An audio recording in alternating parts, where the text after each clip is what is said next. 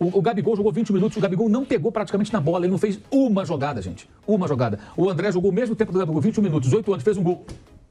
Fez o gol, deu trabalho, incomodou. O Gabriel não participa, o Pedro não consegue fazer uma jogada, um pivô, nada. Contra o Botafogo, uma rara boa atuação recente do Flamengo, o Sampaoli colocou o Gabigol no banco, ele não entrou no jogo, não. Ficou lá até o final, aquecendo e não entrou. Não tem que ter essa, de que tem que entrar. E tem um escárnio nisso tudo aí, que é essa renovação, que a gente informou, inclusive, bem antes aí da galera começar a falar, há 10 dias, da renovação do Gabriel, que está encaminhada até 2028, com aumento, o que não se justifica, né? Renovar o contrato do Gabriel com tamanha antecedência e com aumento. Eu não entendo por que um profissional ganha um aumento se ele se ele simplesmente não está rendendo bem. Não é que ele não está rendendo bem, está rendendo muito mal. Agora tem a situação do Gabigol. Olha lá. Isso é perigoso pro Flamengo, Mauro, porque são dois jogadores que renovam por muito tempo, que vão renovar por muito tempo, por valores muito altos. Vai abrir um precedente. Todo mundo vai querer renovar por valor alto. Sim, eu acho que é o seguinte, o caso do Bruno Henrique, acho que é diferente do Gabriel. Ontem o Bruno Henrique foi muito mal, mas o Bruno Henrique é um jogador que ele tem um histórico recente muito positivo e é um cara que ele se entrega em campo. Fala, nação rubro-negra, Flagel TV na área, Pedro que vos fala por aqui. Situação muito complicada quando o Pulgar não está dentro de campo. Vou mostrar o número para vocês. E o que está acontecendo com o Gabigol e com o Pedro? Qual o problema desses dois jogadores que têm 3 meses que eles não fazem gol com a bola rolando? Falando sobre o técnico Tite, ele tem que resolver esse problema do Flamengo, ter um apagão dentro do jogo, perder a concentração, até porque foi por causa disso que a gente perdeu para o Grêmio, não tirando o mérito do Grêmio, mas a gente teve uma total falta de concentração nos gols que a gente tomou. Falando sobre o Scarpa, Flamengo monitora esse jogador para a temporada de 2024 e Flamengo versus Santos, o gramado lá do Mané Garrincha está periclitante, está péssimo, então os jogadores não vão sentir a adaptação, né, de sair do Maracanã e jogar em outro estádio, até porque o gramado do Maracanã também está em péssimas condições. Essas e outras você se encontra agora na Flagel TV e muito obrigado pelos likes que vocês vêm dando. Se puderem, deixe logo o seu like para vocês não esquecerem e vamos para as notícias, que é o que interessa. Isso aqui é Flamengo! E nação rubro-negra falar sobre um tema que tem me incomodado muito e com certeza tem incomodado os senhores também, que é a temporada do Gabigol e do Pedro. O que está acontecendo? Qual é o problema desses dois jogadores? Dois jogadores que a gente sabe que são artilheiros natos, já deram várias alegrias pra gente, principalmente o Gabigol, né, que foi fundamental na Libertadores de 2019, foi fundamental também na última conquista da Libertadores do ano passado, fazendo gol. E nessa temporada, com a bola rolando, fez um gol no Campeonato Brasileiro. Um gol com a bola rolando. E tem 3 meses que Pedro e Gabigol não marcam com a bola rolando. O que está acontecendo? O Pedro começou a temporada voando, artilheiro do Mundial. Tem 29 gols na temporada, melhor temporada dele em relação a gols no Flamengo. Só que até o primeiro semestre. Ele fez 25 gols até o primeiro semestre. A partir do segundo, um apagão geral. Como é que pode 2 jogadores desse calibre não conseguirem fazer gols sem ser de pênalti? Cara, muito complicado isso, porque a gente tendo o Gabigol e depois tendo o Pedro, eu falei, pô, beleza. Agora estamos tranquilos, porque se tiver uma fase ruim do Gabigol, a gente tem o Pedro que é artilheiraço. Só que os dois estão numa fase horrível, uma fase péssima. Como que isso está acontecendo? Eu não sei explicar para vocês. Espero que eles voltem a jogar o futebol que eles sabem jogar. Eles têm qualidade. Eu não sei se é problema particular deles, problema ali psicológico, né? Algo na vida particular que tem incomodado eles e tem preocupado eles para eles não conseguirem desenvolver um bom futebol dentro de campo. Mas a verdade é a seguinte: bota Pedro de titular. Aí o Gabigol entra, pelo menos na última partida, sem ser essa contra o Grêmio, na partida contra o Cruzeiro, ele foi ali o autor de uma jogada importantíssima para que a gente conseguisse fazer o gol, né? Ele entrou e conseguiu fazer um lance ali de qualidade e conseguiu deixar o Gerson ali numa situação para poder marcar o gol do Flamengo. Só que, galera, a situação é difícil demais para o Flamengo conseguir ali uma solução, pelo menos na parte de centroavante. Ainda bem que a gente tem outros jogadores que estão marcando os gols.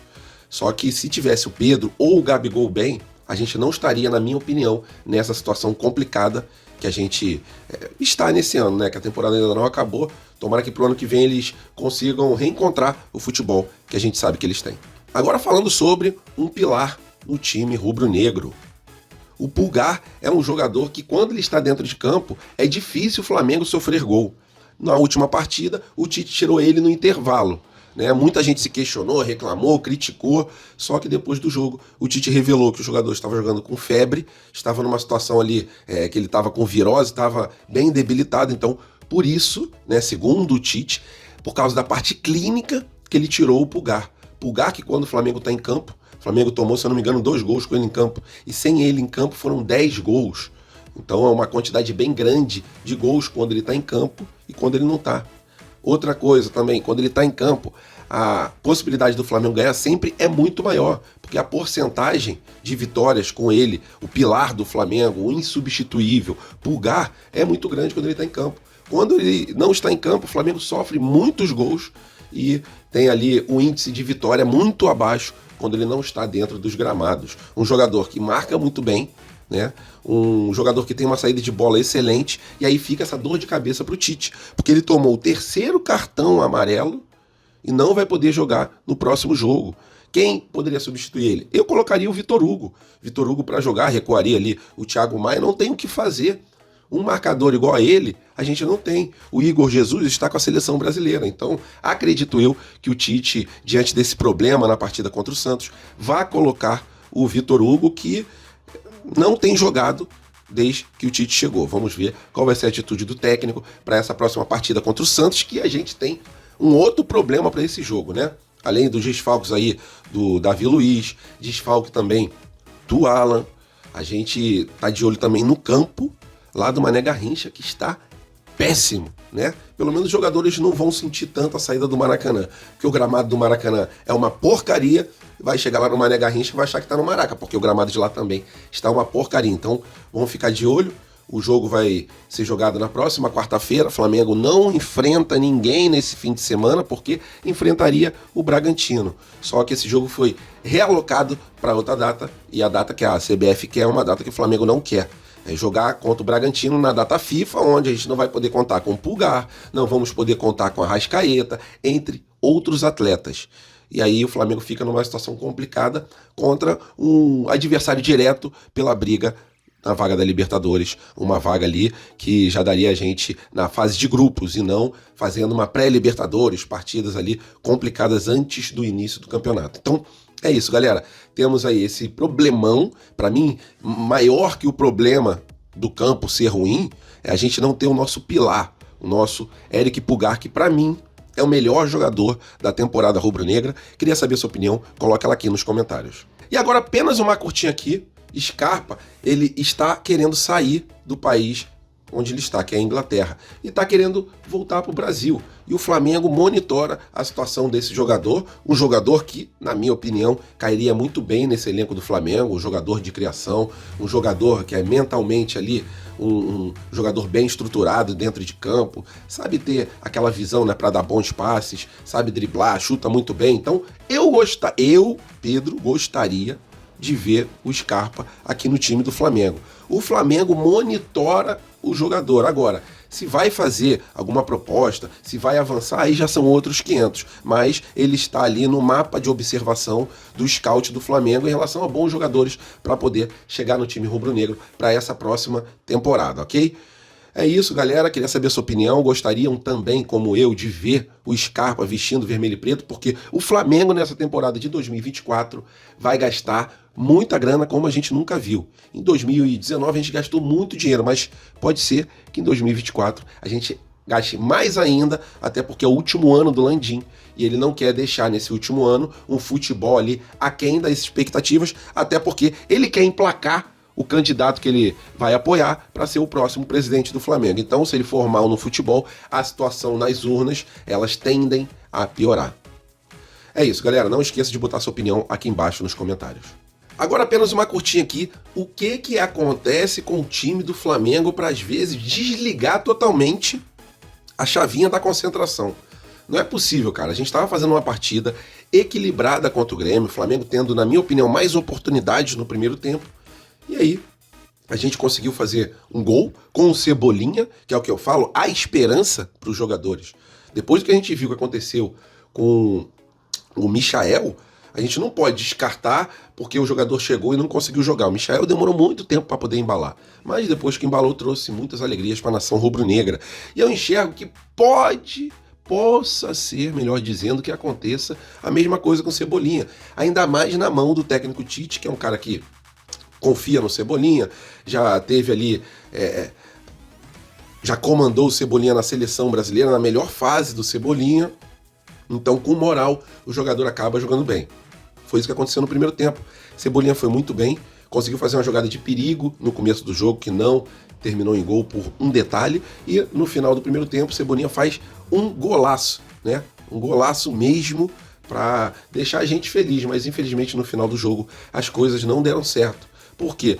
No segundo tempo, aos 30 minutos, um apagão geral da zaga rubro-negra e o Flamengo toma um gol. Segundo gol também, um lapso ali da zaga rubro-negra, vários jogadores rubro-negros para poderem marcar, e numa tabelinha o jogador do Grêmio saiu na cara do gol e concluiu e fez mais um gol. Então em 10 minutos a gente tomou 3 gols, um apagão geral que o próprio técnico Tite falou depois do jogo. Falou que o time acabou ali tendo um apagão, né?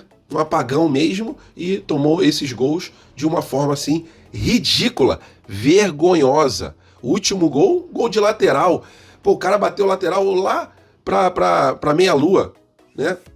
Da entrada da grande área do Flamengo, e todo mundo olhando, ele cabeceou, tocou pro jogador que chutou e fez o gol. Realmente um lapso mental dos jogadores do Flamengo, precisam de mais concentração, e isso o Tite vai trabalhar no dia a dia. Não é uma parte técnica, é uma parte ali mental, uma parte de concentração, e o Tite tem que dar um jeito dele, porque recebe muito bem para resolver os problemas do Flamengo. Mas esses apagões são bem complicados. A gente na frente do placar com total possibilidade de sair com os 3 pontos e encostar e brigar de vez pelo brasileiro, aí a gente joga fora essa oportunidade e fica muito distante do Botafogo, que tem um jogo a menos. Então é isso, galera, é complicada essa situação, o Tite tem que resolver o mais rápido possível. Valeu, nação rubro-negra, tamo juntos, fiquem com Deus, tenham aí um fim de semana abençoado, até a próxima e fui!